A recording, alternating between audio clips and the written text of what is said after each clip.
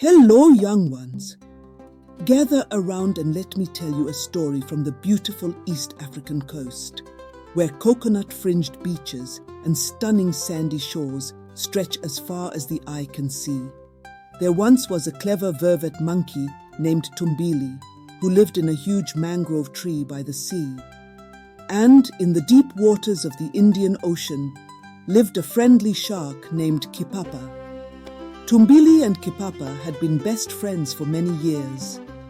Every morning, Tumbili would munch on delicious fruits from the tree, and Kipapa would swim by and ask for some too.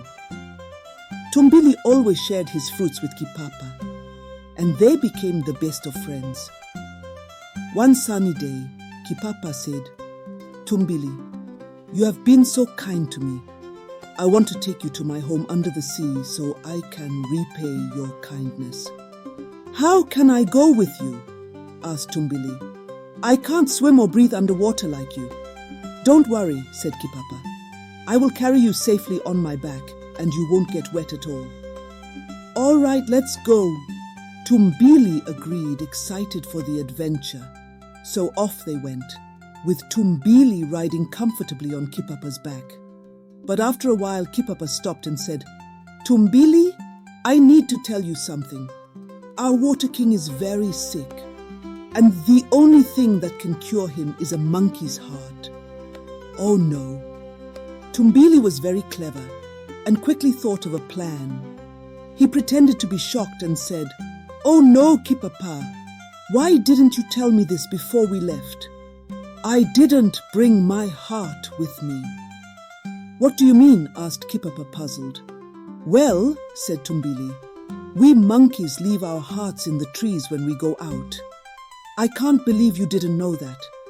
Now we'll have to go back to get my heart." Kipapa believed Tumbili and agreed to go back to the tree. When they reached the shore, Tumbili quickly climbed up the tree and sat among the branches. "Wait here, Kipapa," Tumbili called down. "I'll get my heart and we can start again." Kipapa waited and waited. After a while, he called out, "Tumbili, are you ready?" Tumbili stayed quiet and didn't move. Kipapa called again, "Tumbili, let's go." Finally, Tumbili poked his head out from the leaves and said, "Go? Where?"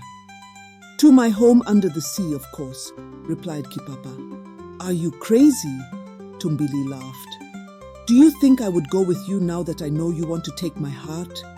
You should never try to trick a monkey." Realizing he had been outsmarted, Kipapa felt ashamed. But Tumbili had another idea. He picked a large round fruit from the tree and carved it into the shape of a heart. Then he wrapped it in leaves to make it look convincing. "Here, Kipapa," Tumbili called down, tossing the fake heart to the shark.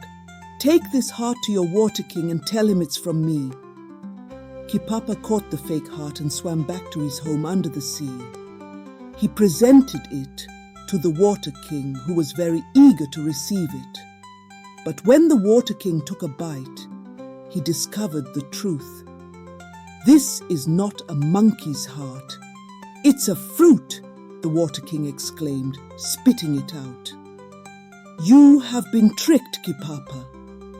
Furious, the water king decided to punish Kipapa for his foolishness and deceit. He called upon his magical powers and said, "From now on, all sharks will bear a mark of warning. They will have sharp, scary fins that will warn other creatures of their untrustworthy nature."